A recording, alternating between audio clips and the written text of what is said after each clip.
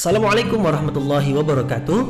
Mari klik subscribe di channel ini dan aktifkan tanda loncengnya untuk mendapatkan update pemberitahuan di video berikutnya.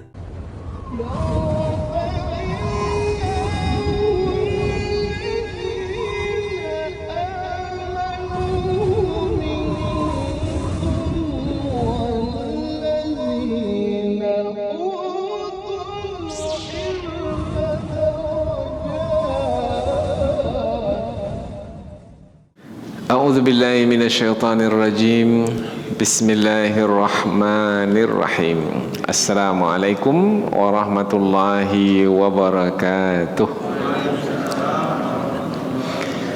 الحمد لله رب العالمين وبه نستعين على أمور الدنيا والدين نستعين ونستغفره ونعوذ بالله من شرور أنفسنا ومن سيئات أعمالنا فمن يهد الله فلا مضل له ومن يضلل فلا هادي له أشهد أن لا إله إلا الله وحده لا شريك له وأشهد أن محمدا عبده ورسوله لا نبي بعده.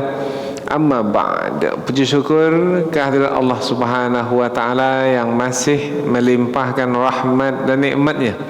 Kita bersyukur dengan memuji Allah, yaitu dengan mengucapkan alhamdulillahi rabbil alamin. Segala puji bagi Allah yang mengatur sekalian alam.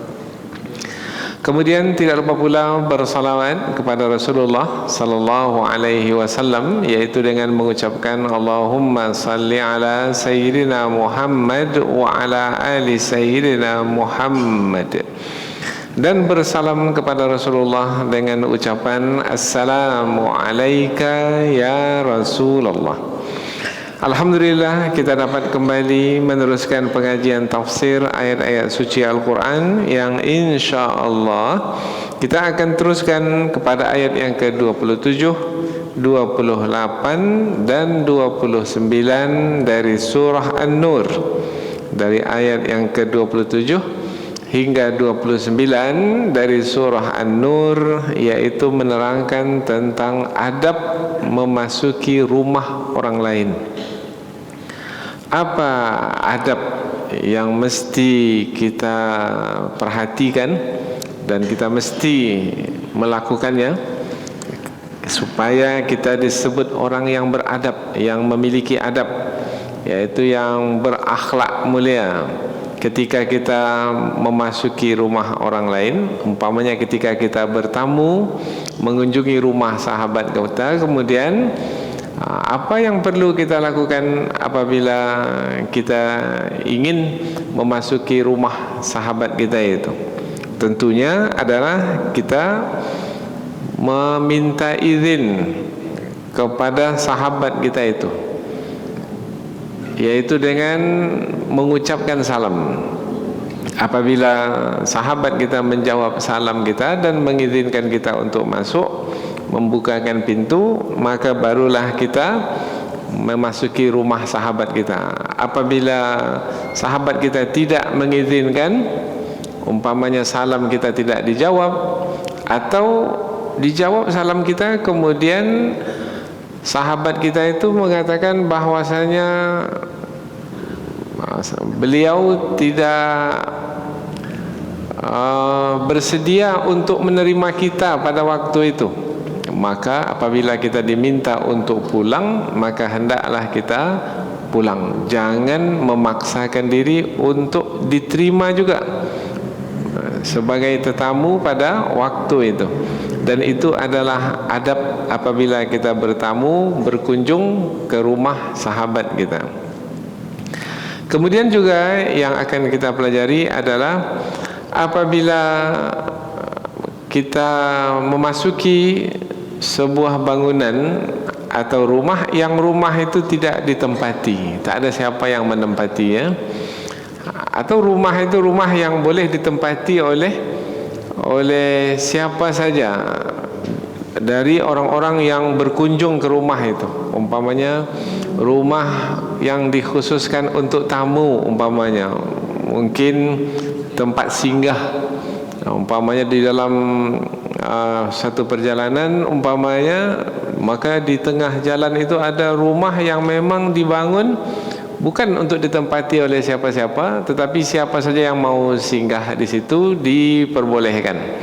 Maka apabila rumah seperti itu keadaannya, maka diperbolehkan untuk memasuki rumah tersebut untuk mengambil manfaat dari rumah, umpamanya berteduh di rumah itu, atau singgah di rumah itu untuk beristirahat, makan-makan, kemudian melanjutkan perjalanan. Maka apabila rumah seperti itu keadaannya, maka tidak mengapa, tidak meminta izin, karena memang sebenarnya sudah diperbolehkan untuk ditempati. Nah, inilah adab yang disebutkan di dalam ayat-ayat yang akan kita pelajari, yang isinya sebenarnya adalah untuk menjaga kehormatan. Jadi disyariatkannya meminta izin kepada tuan rumah adalah untuk menjaga kehormatan tuan rumah itu, atau kehormatan orang yang berkunjung ke rumah tersebut. Untuk menjaga kehormatan, salah satu di antaranya adalah dengan menjaga pandangan mata. Karena apabila tuan rumah itu tidak bersedia menerima tetamu, tiba-tiba saja tamu itu masuk tanpa izin, maka boleh jadi tetamu itu melihat apa yang tidak sepatutnya ia melihatnya sebagai tamu di rumah itu. Atau tuan rumah itu merasa tidak nyaman karena ada sesuatu yang dilihat oleh tetamunya yang ia tidak suka itu dilihat oleh orang lain. Maka apabila keadaan seperti itu akan mendatangkan suasana tidak nyaman, baik itu kepada tuan rumah atau kepada tamu yang memasuki rumah tersebut. Maka ditetapkanlah adab supaya terjaga kehormatan, supaya terjaga hati orang yang dikunjungi dan hati orang yang mengunjungi. Demikianlah Islam menetapkan adab atau akhlak untuk menjaga kehormatan semua orang. Apa kaitan antara ayat ini dengan ayat sebelumnya? Ayat sebelumnya ini kan tentang peristiwa hadithul ifk, yaitu peristiwa tentang berita bohong yang disebarkan oleh orang-orang munafik tentang Aisyah radhiyallahu anha. Sebenarnya ada kesesuaian, yaitu peristiwa tentang Aisyah yang dituduh telah melakukan perbuatan tercela, itu adalah sebenarnya berkaitan dengan kehormatan juga.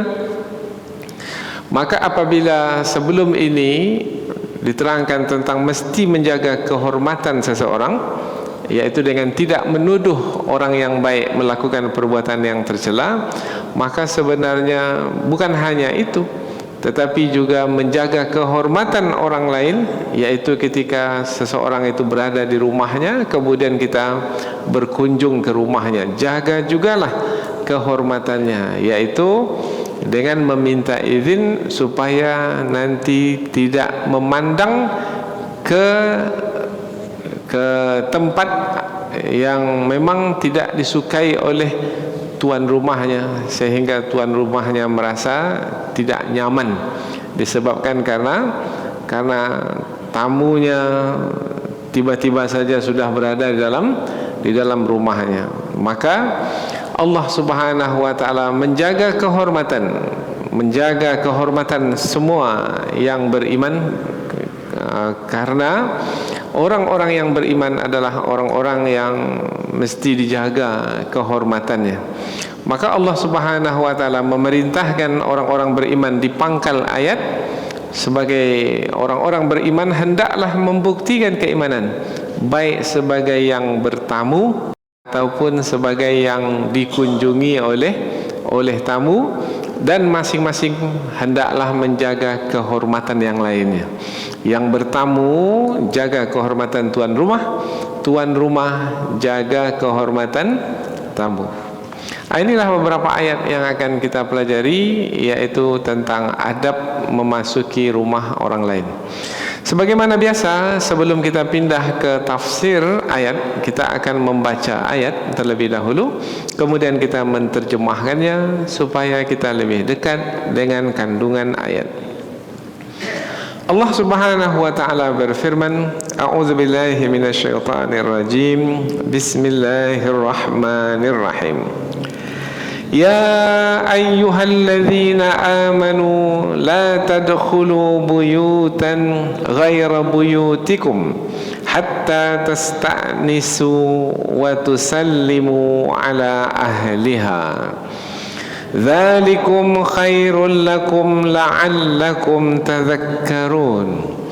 فَإِن لَّمْ تَجِدُوا فِيهَا أَحَدًا فَلَا تَدْخُلُوهَا حَتَّى يُؤْذَنَ لَكُمْ وَإِن قِيلَ لَكُمُ ارْجِعُوا فَارْجِعُوا هُوَ أَزْكَى لَكُمْ وَاللَّهُ بِمَا تَعْمَلُونَ عَلِيمٌ.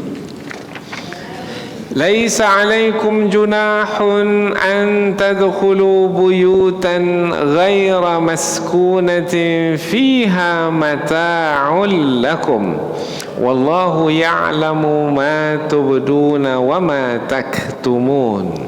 Allah Subhanahu wa taala berfirman, Ya ayyuhalladzina amanu, wahai orang-orang beriman, la tadkhulu, jangan kamu masuk, jangan kamu memasuki buyutan, rumah, ghaira buyutikum, yang bukan rumahmu. Bermakna berkunjung ke rumah orang lain, bukan rumah kita sendiri. Hatta, sehingga, tasta'nisu, kamu meminta izin, wa tusallimu, dan kamu mengucapkan salam, ala ahliha, kepada penghuninya atau pemiliknya. Dzalikum, yang sedemikian itu, khairul lakum, adalah lebih baik bagimu, la'allakum tadhakkarun, mudah-mudahan kamu senantiasa ingat, senantiasa mengingatinya, sebagai adab yang mesti dijaga dan dipelihara. Wahai orang-orang beriman, janganlah kamu memasuki rumah yang bukan rumahmu, sehingga kamu meminta izin dan mengucapkan salam kepada penghuninya. Yang sedemikian itu lebih baik bagimu, mudah-mudahan kamu senantiasa ingat.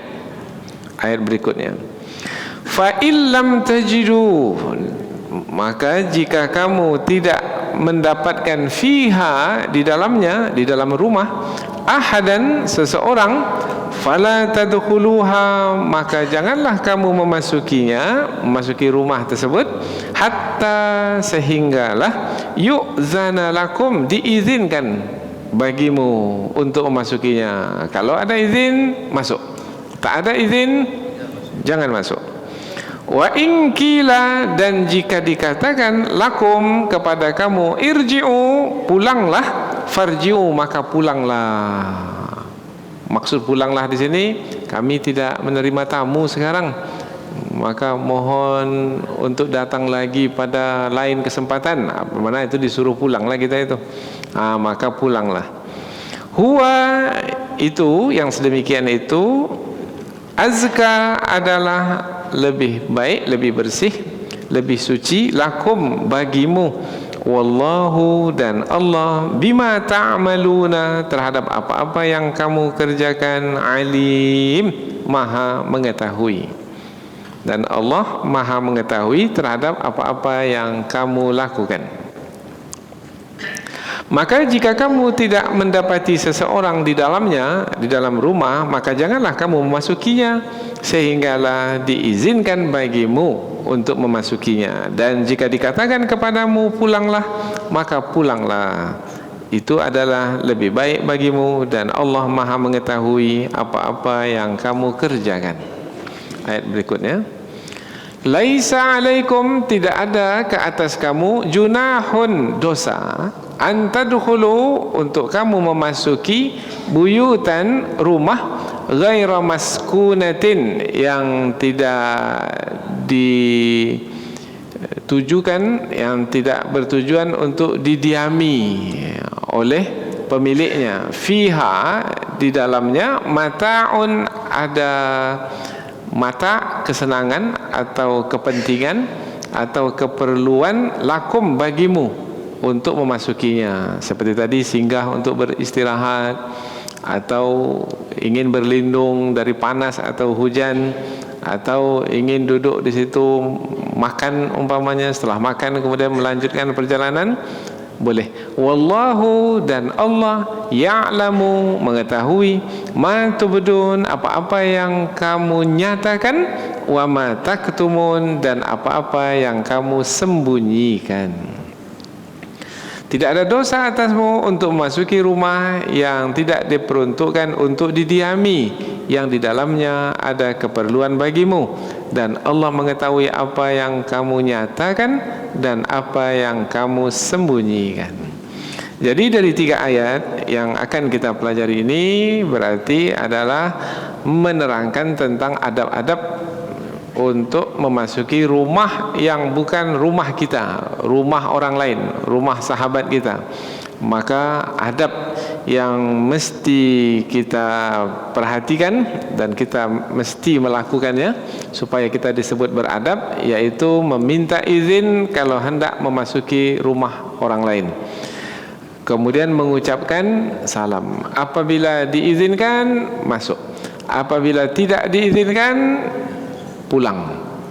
Kemudian diperbolehkan untuk memasuki rumah yang bukan rumah kita, tetapi rumah itu bukan rumah yang digunakan untuk kediaman bagi orang lain, rumah singgah umpamanya. Maka diperbolehkan untuk memasuki rumah tersebut tanpa meminta izin, karena sebenarnya memang sudah diizinkan untuk siapa saja yang akan memasuki rumah tersebut.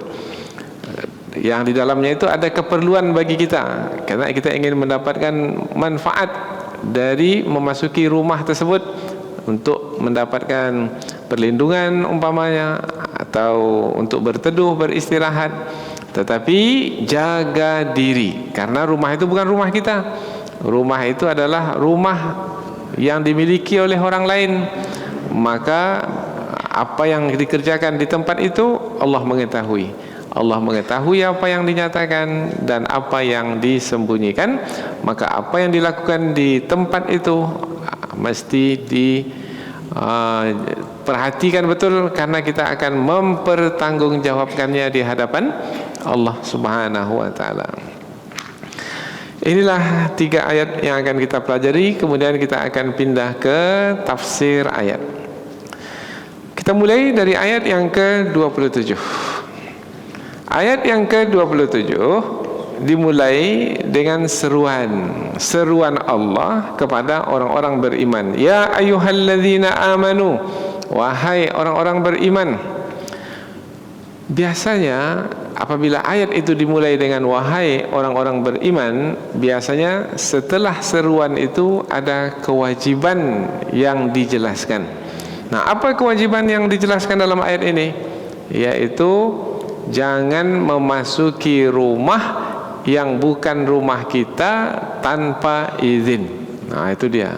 Itu adalah kewajiban. Jangan memasuki rumah. Wajib untuk tidak memasuki rumah, atau dilarang memasuki rumah yang bukan rumah kita tanpa izin. Kalau rumah kita sendiri bagaimana? Boleh, rumah kita sendiri. Maka apabila kita memasuki rumah kita, maka kita di tangan kita ada kunci umpamanya, maka kita buka. Hanya saja mesti ada adabnya juga, yaitu mengucapkan salam. Karena meskipun tidak ada orang di rumah kita, kita yang menghuni rumah itu, tetapi sebenarnya ada makhluk yang menghuni rumah itu. Mungkin malaikat atau mungkin juga jin menghuni rumah itu. Maka ucapkanlah salam, Assalamualaikum warahmatullahi wabarakatuh, atau boleh juga Assalamualaikum wa ala ibadillahis salihin. Maksudnya adalah keselamatan atasmu wahai orang yang ada di dalam atau makhluk yang ada dalam, dan keselamatan atas hamba-hamba Allah yang saleh. Wahai orang-orang beriman, jangan kamu memasuki rumah. Jadi yang dimasukkan dalam ayat ini adalah memasuki rumah orang lain, bukan rumah kita. Wahai orang-orang yang beriman, jangan kamu memasuki rumah orang lain. Berarti ketika Allah menyeru orang-orang berarti orang-orang beriman mesti membuktikan keimanan mereka apabila mereka memasuki rumah orang lain, yaitu membuktikan keimanan dengan meminta izin kepada orang yang menghuni atau yang memiliki rumah tersebut. Apabila ada orang yang masuk saja ke rumah orang lain tanpa minta izin, maka orang tersebut adalah orang yang tidak beriman, atau dengan perkataan lain, hanya orang yang tidak beriman yang berbuat seperti itu.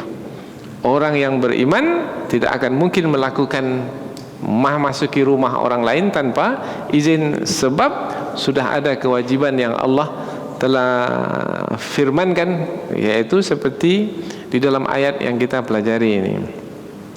Wahai orang-orang beriman, apabila memang kamu adalah orang-orang yang telah beriman kepadaku, maka buktikanlah keimananmu, wahai hamba-hambaku, yaitu dengan tidak memasuki rumah orang lain kecuali kamu telah meminta izin terlebih dahulu kepada orang tersebut. Bermakna ayat ini ayat hukum, maka mesti diperhatikan. Ya ayyuhalladzina amanu, wahai orang-orang beriman, la tadkhulu buyutan, janganlah kamu masuki rumah ghairu buyutikum, yang bukan rumahmu. Kita pergi ke rumah sahabat kita menjumpai rumah itu pintunya terbuka. Maka apakah kita minta izin juga? Kita mengucapkan salam juga? Atau nyelonong masuk? Dan kita sudah biasa masuk ke rumah itu. Mungkin rumah tetangga kita. Tidak boleh terus masuk begitu saja. Meskipun pintunya terbuka, mesti meminta izin apabila kita memasuki rumah yang bukan rumah kita. Wahai orang-orang beriman, janganlah kamu masuki rumah yang bukan rumahmu hatta tasta'nisu, sehinggalah kamu meminta izin. Kata tasta'nisu, meminta izin di sini dari perkataan al-ans, yaitu yang sebenarnya maknanya adalah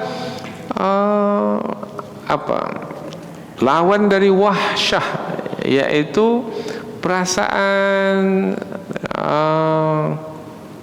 dekat atau perasaan nyaman, perasaan senang, perasaan tidak berat hati. Umpamanya begini, biasa apabila kita lalu di hadapan anak-anak yang sedang bermain, anak-anak ini anak-anak yang tidak dekat dengan kita, umpamanya sekali-sekali kita melihat anak itu dan anak itu melihat kita, tidak biasa dengan anak itu, maka kira-kira anak itu bagaimana sikapnya terhadap kita? Pasti anak itu dia merasa khawatir, merasa gelisah, merasa risau. Maka supaya dia tidak risau, tidak gelisah, bagaimana caranya supaya kita bersama dengan anak itu? Anak itu merasa nyaman, merasa tenang, maka kita akan menyapa anak itu terlebih dahulu. Masya Allah, apa yang sedang kamu lakukan ini? Bagus betul mainan kamu ini. Nah, ketika kita mengatakan perkataan yang seperti itu, maka anak itu bagaimana suasana hatinya? Yang tadinya gelisah, takut, risau menjadi senang. Itu namanya tasta'nisu, membuat orang yang di dalam rumah itu menjadi nyaman, menjadi tenang, menjadi senang. Dengan apa? Dengan meminta izin. Jadi dengan meminta izin, maka orang yang berada dalam rumah itu menjadi senang bahwasanya kita yang datang ke rumah itu adalah orang yang bertujuan baik. Buktinya kita meminta izin. Wa tusallimu, dan kamu mengucapkan salam ala ahliha, kepada penghuninya. Meminta izin, mengucapkan salam, berarti ada dua. Meminta izin, mengucapkan salam. Meminta izin umpamanya, bolehkah saya masuk?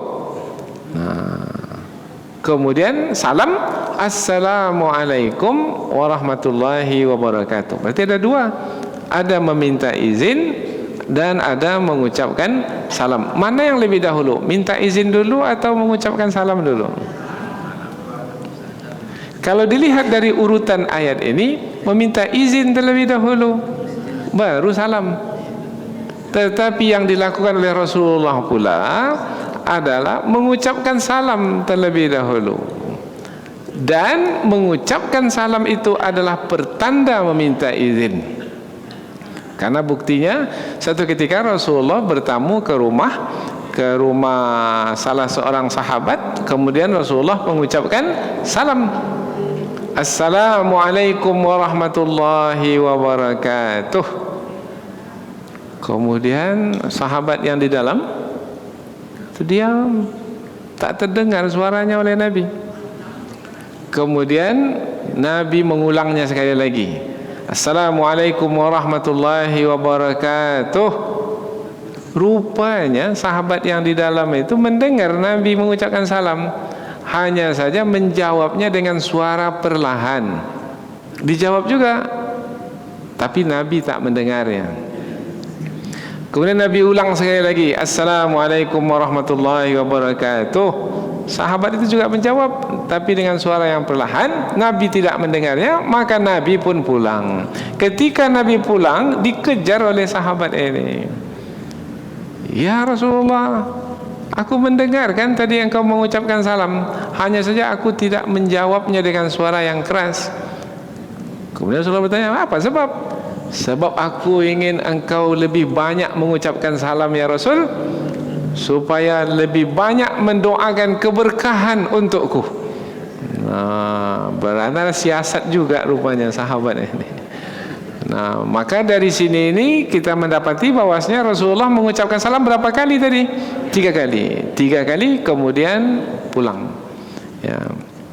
Itu strategi sahabat supaya dapat didoakan oleh Rasul, karena mengucapkan salam itu adalah mendoakan orang yang kita beri ucapan salam. 3 kali mengucapkan salam, kemudian barulah minta diizinkan, boleh saya masuk?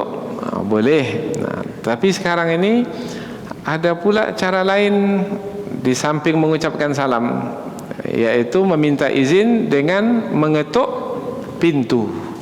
Ketuk pintu, bukan ketuk pintu juga, ada di pintu itu kadang-kadang diletakkan bel. Letakkan bel, dibunyikan, ditekan, kemudian dia berbunyi. Berapa kali kita menekannya? Karena tadi Nabi mengucapkan salam 3 kali, dan salam itu adalah sebagai bentuk meminta izin, berarti meminta izin itu 3 kali. 3 kali. Yang 3 kali itu jangan dekat-dekat. Assalamualaikum, assalamualaikum, assalamualaikum. Karena kita tidak tahu seperti apa keadaan penghuni rumah di dalam sana. Mungkin sedang berbaring, sekali mungkin mendengar sayup-sayup, tidak dapat memastikannya. Maka diulang sekali lagi. Maka boleh jadi jawaban salam itu pada kali yang kedua atau pada kali yang ketiga. Maka berilah jarak antara salam pertama dengan salam yang kedua. Jadi ucapkan salam terlebih dahulu, kemudian minta izin. Boleh jadi tuan rumah itu bertanya, siapa yang di luar sana? Maka jawablah, sebut nama kita. Kalau bisa, kalau kita memang sekali-sekali mungkin dia tidak akan mengenali kita melalui suara kita, maka sebutkan, saya si fulan yang berasal dari kampung itu, umpamanya. Sebut nama kita, jangan sebut saya. Kalau sebut saya aja, semua orang kalau ditanya saya itu siapa? Jadi pernah juga berlaku pada masa Rasulullah dahulu, ada seorang sahabat yang berkunjung ke rumah Rasul. Kemudian Rasulullah bertanya, siapa yang ada di luar sana? Kemudian dia menyebut saya siapa? Nabi tak suka kalau jawaban itu adalah saya. Jadi kalau kita bertamu, kemudian tuan rumah bertanya siapa, maka beritahukan nama kita, dari mana kita, kalau bisa, kalau mau sampaikan apa tujuan kita datang. Ya, saya mau jumpa, sebut mau jumpa siapa, kan ramai orang di dalam rumah itu.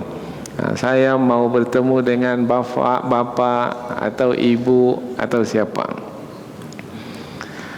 Wahai orang-orang yang beriman, ini buktikan keimanan dengan beradab. Jangan kamu masuki rumah yang bukan rumahmu sehinggalah kamu meminta izin dan mengucapkan salam kepada penghuninya. Dzalikum khairul lakum, demikian itu lebih baik bagimu, la'allakum tadhakkarun, dan mudah-mudahan kamu senantiasa mengingatinya, karena itu adalah yang lebih baik bagimu. Lebih baik bagi tuan rumah, lebih baik juga bagi tamu yang datang. Lebih baik bagi tuan rumah karena tuan rumah bersiap sedia untuk menerima tamu. Karena ada kalanya tuan rumah di dalam rumah tidak siap untuk menerima tamu, mungkin dalam keadaan berpakaian seadanya, mungkin ketika itu belum bersih-bersih umpamanya, mungkin sedang berbincang serius dengan ahli keluarga, mungkin banyak kemungkinan, maka tidak siap menerima tamu pada masa itu. Maka hendaknya tetamu itu meminta izin terlebih dahulu kepada tuan rumah. Kemudian ini tambahan, apabila tuan rumah itu membukakan pintu, berarti tuan rumah itu memberi izin bahwasanya tetamu itu akan diperkenankan masuk. Maka tetamu itu jangan berdiri di depan pintu langsung, sehingga apabila ketika pintu itu dibuka langsung nampak bahagian rumah bagian dalamnya.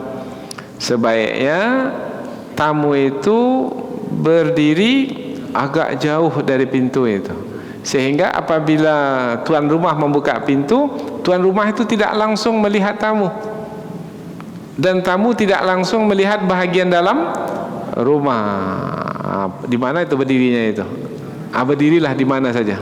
Nah, yang penting jangan langsung berhadapan ke bahagian dalam rumah. Maka nanti tuan rumahlah yang akan melihat keluar siapa kira-kira yang berdiri di belakang pintu itu. Itu adab. Kemudian apabila dibukakan pintu juga, maka yang tuan rumah ini pasti tidak suka tamunya itu melihat ke bahagian dalam rumahnya. Maka tamu itu melihat ke tuan rumahnya, jangan melihat ke bahagian dalam rumahnya. Muka tuan rumahnya tak dilihat, tapi kursinya dilihat di dalam apa. Itu bisa mencurigakan, bisa mendatangkan kekhawatiran. Ini yang datang ini berniat baik atau tidak ini? Karena kalau berniat baik, mestinya dia melihat wajah tuan rumahnya, bukan isi dalam rumahnya. Nah, ini perlu diperhatikan juga sebagai adab. Wahai orang-orang beriman, janganlah kamu masuki rumah yang bukan rumahmu sehinggalah kamu meminta izin dan mengucapkan salam kepada penghuninya. Meminta izin, mengucapkan salam, tujuannya sebenarnya adalah untuk menjaga pandangan, yaitu menjaga pandangan tamu kepada tuan rumah atau bahagian dalam rumah yang mungkin tuan rumah itu tidak suka tetamu melihat keadaan yang akan mendatangkan rasa risau gelisah bagi dirinya. Yang sedemikian itu adalah lebih baik bagimu. Bermakna Allah Subhanahu wa taala menerangkan tentang adab ini untuk menerangkan mana yang lebih baik. Berarti tidak boleh kita melanggar adab ini. Kalau kita tidak melakukan yang seperti ini, bermakna kita telah melakukan yang buruk, yang tercela. Yang baik itu adalah seperti yang Allah jelaskan di dalam firman-Nya ini. Kemudian ada kemungkinan ayat berikutnya, yaitu ketika kita mengucapkan salam, tak ada yang menjawab salam kita dari dalam, karena memang tidak ada orang di dalam rumah itu. Fa illam tajidu fiha ahadan, maka jika kamu tidak menjumpai di dalamnya ada orang, tidak ada penghuni, fala tadkhuluha, jangan kamu memasukinya. Umpamanya pintunya terbuka, jangan memasukinya, karena tidak ada jawaban salam dari dalam rumah. Hatta yu'zana lakum, sehinggalah diizinkan bagimu. Bagaimana pula itu diizinkan? Kan tidak ada orang dalam rumah itu. Bagaimana pula diizinkan? Mungkin boleh jadi orang itu tidak dalam rumah, tapi orang itu di luar rumah. Mungkin dia di kebun bahagian depan atau di bahagian samping. Kemudian dikatakan kepada kita, masuklah umpamanya. Ketika diizinkan masuk, baru masuklah. Atau umpamanya tuan rumahnya tidak ada dalam rumah itu, tetapi sudah dibenarkan kita untuk memasuki rumah tersebut, untuk mengambil sesuatu umpamanya dari dalam rumah itu. Apabila diizinkan, meskipun tidak ada orang dalam rumah itu, apabila telah diizinkan, maka bolehlah memasuki rumah tersebut.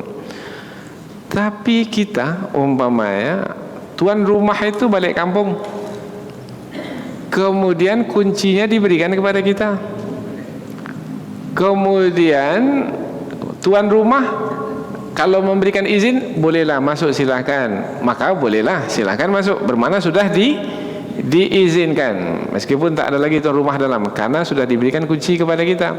Tapi kalau tuan rumah hanya menitipkan kunci saja umpamanya, tidak pula memberitahukan kepada kita silahkan masuk ke rumah, kita masuk atau tidak ke rumahnya? Tidak, kecuali apabila ada kepentingan. Apa kepentingannya umpamanya? Umpamanya kepentingan entah ada mungkin kebakaran umpamanya, atau kita dengar ada suara di dalam, mungkin entah ada pencuri masuk di dalam. Kalau ada kepentingan seperti itu, barulah boleh.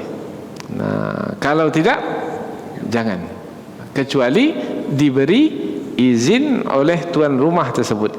Masya Allah, sampai terperinci seperti itu ya adab di dalam Islam, supaya masing-masing menjaga kehormatan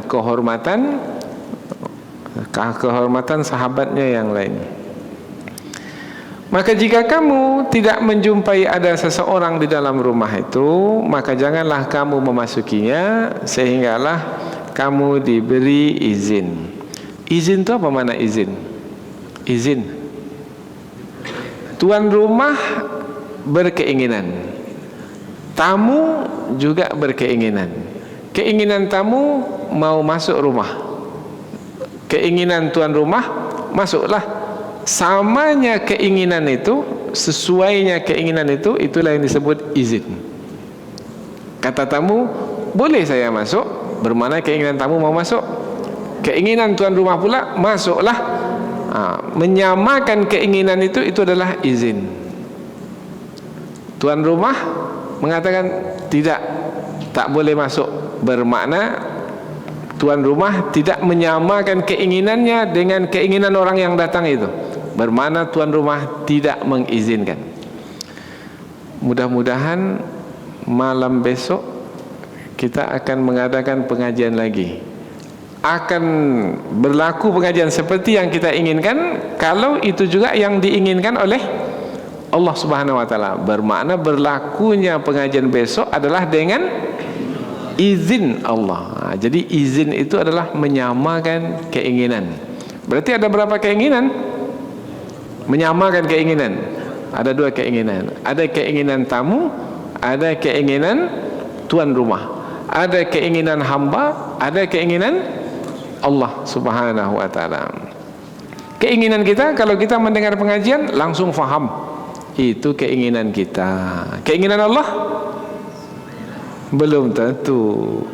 Mudah-mudahan dengan izin Allah kita dengar pengajian, itu keinginan kita, mudah-mudahan faham. Itu pula keinginan Allah, maka Allah beri izin, maka sesuailah keinginan kita dengan keinginan Allah. Hatta yu'dzana lakum, sehinggalah diizinkan bagimu, yaitu apa yang kamu inginkan, itu pula yang diinginkan oleh tuan rumah. Wa in qila lakum urji'u farji'u, dan jika dikatakan kepadamu pulanglah, oh berarti keinginan tuan rumah tak sama dengan keinginan tamu. Kalau kita yang bertamu, keinginan kita mau masuk rumah itu, tapi keinginan tuan rumah tidak, pulanglah. Bermakna tuan rumah tidak memberi izin. Farji'u, maka pulanglah. Kalau pulang, kita udah jauh-jauh datang ke rumah tersebut, tuan rumah itu ada, kita ucapkan salam, dijawabnya salam kita, tapi setelah jawaban salam, tuan rumah mengatakan kami tidak siap menerima tamu saat ini, pulanglah. Kecewa atau tidak?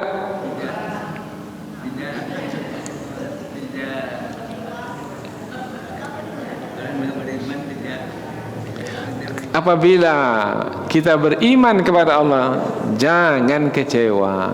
Apa sebab? Sebab kita tak tahu keadaan tuan rumah itu seperti apa. Dan apabila kita memaksakan juga tuan rumah untuk menerima kita, malah kita tidak mendapatkan kebaikan, malah mungkin kemudaratan yang akan kita dapatkan. Sementara kita tidak boleh mendatangkan kemudaratan kepada orang lain. Jangan paksakan kehendak hawa nafsu kita.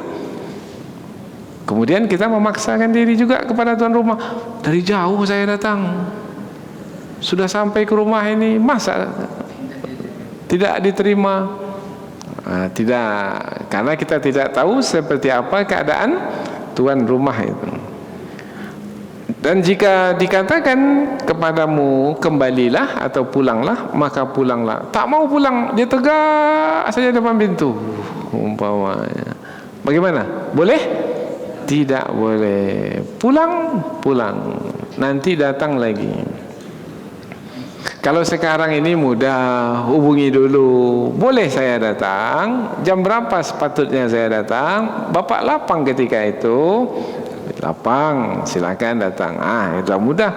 Tapi dahulu kan tidak ada handphone ini. Jauh-jauh kita datang, 18 jam perjalanan. Kemudian sampai di rumah, tidak dibukakan pintu. Terdengar ada orang di dalam, dan kita ucapkan salam, dan jawab salam kita dijawab, tetapi mereka tidak membukakan pintu. Kecewa? Tidak, jangan kecewa. Apa sebab? Sebab kita menangkap pesan bahwasanya inilah masanya kita membuktikan keimanan kita kepada Allah Subhanahu wa taala. Maka pangkal ayat, seruan yang Allah gunakan adalah ya ayyuhalladzina amanu, wahai orang-orang beriman, kalau memang ya kamu beriman, buktikanlah keimananmu, yaitu dengan menjalankan kewajiban-kewajiban. Kewajiban apa? Jangan masuk rumah orang lain kecuali dengan meminta izin dan mengucapkan salam. Kemudian apabila tuan rumah menyuruh pulang, pulanglah. Jangan bertahan di situ. Tolonglah Pak, saya dari jauh nih datang, terimalah saya, bukakan pintu saya. Jangan, pulang. Ini kadang-kadang ada penjual barang itu yang mendesak tuan rumah untuk membeli barangnya, maka jangan. Ya, ini tidak diperbolehkan. Huwa azka lakum, yaitu apabila pulang itu adalah lebih baik bagimu. Lebih baik bagimu bagi siapa? Bagi tamu yang pulang, bagi tuan rumah yang menyuruh pulang. Dua-duanya baik. huwa azka lakum wallahu bima ta'maluna alim, dan Allah Maha mengetahui apa yang kamu kerjakan. Tapi kita pula sebagai tuan rumah, pertimbangkan jugalah orang yang datang itu. Nah, ini lain lagi ceritanya ini. Ini kaitannya dengan perasaan, dengan menimbang rasa, bahwasanya kalau kita lah datang jauh-jauh kemudian orang menolak kita, bagaimana perasaan hati kita? Begitu pula lah kita bawa ke diri kita pula. Sekarang kita sebagai tuan rumah, tapi satu ketika kita juga sebagai tetamu, maka kita juga bertimbang rasa. Ya, kadang-kadang berat juga menerima tamu, karena menerima tamu itu kadang-kadang berganti-ganti, tak putus-putus, dari pagi sampai petang, sampai sore. Kadang-kadang kita letih karena terlalu banyak tamu. Maka bagaimana ini? Semakin ke petang tamu itu pula semakin yang datangnya dari jauh-jauh pula, umpamanya, dan semakin lama pula bercerita dengan kita. Kita sudah penat, sudah letih. Bagaimana ini? Pertimbangkanlah macam mana caranya supaya tidak ada sesiapa yang mendapatkan kesusahan, kemudaratan. Karena dalam Islam kemudaratan tidak diperbolehkan. Ayat berikutnya, itu apabila kita mendatangi rumah, yang rumah itu ada orang atau ada penghuninya, ada yang mendiaminya. Kalau ada satu bangunan yang rumah itu tidak didiami, bukan untuk kediaman, dan rumah itu bukan rumah kita, bangunan itu bukan bangunan yang kita miliki, kemudian diperbolehkan siapa saja masuk ke dalam rumah itu, maka bolehkah kita memasuki rumah tersebut? Boleh, tidak mengapa. Laisa alaikum junahun, tidak ada dosa ke atasmu. Bermakna ayat ini pengecualian memasuki rumah yang bukan milik kita. Boleh memasuki rumah yang bukan milik kita. Antadkhulu buyutan, kamu memasuki rumah ghaira maskunatin, yang tidak ditujukan untuk kediaman. Umpamanya bangunan yang tidak ditujukan untuk kediaman, sudah kita sebutkan tadi, tempat istirahat, umpamanya dalam perjalanan, rumah singgah umpamanya ada di tepi jalan itu ada balai-balai umpamanya, tempat duduk-duduk, atau pondokan umpamanya, yang oleh pemiliknya diperbolehkan untuk siapa saja yang singgah duduk di situ boleh. Apalagi pada waktu panas terik atau hujan, maka bolehkah kita duduk di situ tanpa meminta izin kepada pemiliknya? Boleh, kalau memang dimaklumi demikian. Kalau pada masa sekarang ini umpamanya adalah seperti mall. Ketika kita masuk mall itu jam 10 buka mall umpamanya, maka kita masuk, perlu minta izin pula lah masuk mall itu? Tidak, karena memang tempat itu bukan sebagai kediaman, tetapi memang sebagai tempat berjual beli. Maka ketika kita masuk, diperbolehkan masuk tanpa kita meminta izin, karena memang tempat berjual beli di situ. Tidak ada dosa ke atasmu untuk masuk ke rumah atau bangunan yang tidak diperuntukkan untuk kediaman. Fiha mata'ul lakum, di dalam rumah itu ada kepentingan bagimu. Apa kepentingannya?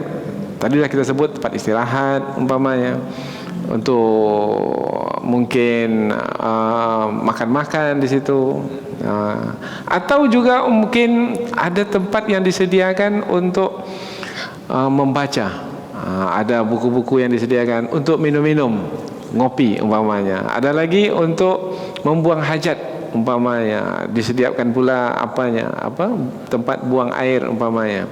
Itu adalah kepentingan atau keperluan, maka dipersilahkan untuk mendapatkan manfaat dari apa yang ada dalam bangunan tersebut. Hanya saja mesti ingat, itu bukan milik kita. Milik siapa itu? Milik orang lain. Maka jaga adab, jaga akhlak. Wallahu ya'lamu ma tubduna wa ma taktumun. Maka Allah beri ancaman di ujung ayat, dan Allah mengetahui apa yang kamu nyatakan dan apa yang kamu sembunyikan. Apa yang kamu nyatakan dan apa yang kamu sembunyikan. Ada sekarang ini pula satu tempat yang boleh kita singgah di situ, kemudian disediakan pula di situ listrik, colokan. Apa colokan itu? Untuk mengecas HP, baterai. Boleh tak kita gunakan itu? Tempat itu memang digunakan untuk siapa saja yang mau singgah, silakan singgah. Nah, tetapi di situ ada listrik yang disediakan, yang juga disediakan untuk mengecas HP, baterai. Kita boleh gunakan atau tidak? Boleh. Itu namanya fiha mata'ul lakum. Di tempat itu ada kenikmatan, kesenangan, kepentingan, manfaat bagimu, maka boleh menggunakan. Kecuali kalau di sana ada tulisannya tidak boleh mengecas HP di sini, baru tak boleh. Karena ada sekarang orang yang berbuat baik, pemurah, yaitu dengan menyiapkan bangunan-bangunan untuk membantu orang lain, kemudahan bagi orang lain, seperti yang kita sebutkan, untuk tempat istirahat atau apa saja yang diperlukan oleh orang lain tanpa berbayar, gratis. Nah, orang ini mau bersedekah, berinfak atau membantu orang yang dalam kesusahan, dalam perjalanan, maka dalam keadaan seperti itu dimaklumi bahwasanya siapa saja yang mengambil manfaat di situ diperbolehkan, tidak dilarang. Maka dalam keadaan seperti itu boleh, silakan.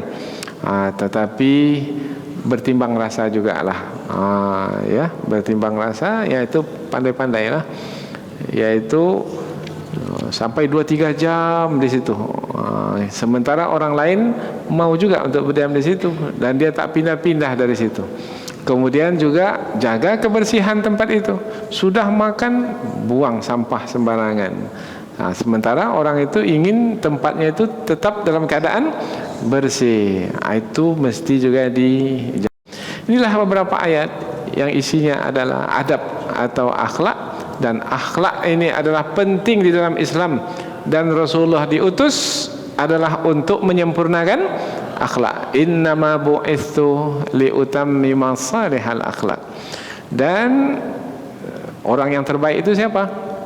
Keislaman seseorang itu, terbaiknya keislaman seseorang itu adalah apabila orang tersebut berakhlak mulia. Mudah-mudahan apa yang kita pelajari ini ada manfaatnya. Subhanakallahumma wa bihamdika asyhadu an la ilaha illa anta wa astaghfiruka wa atubu ilaik. Wassalamualaikum warahmatullahi wabarakatuh.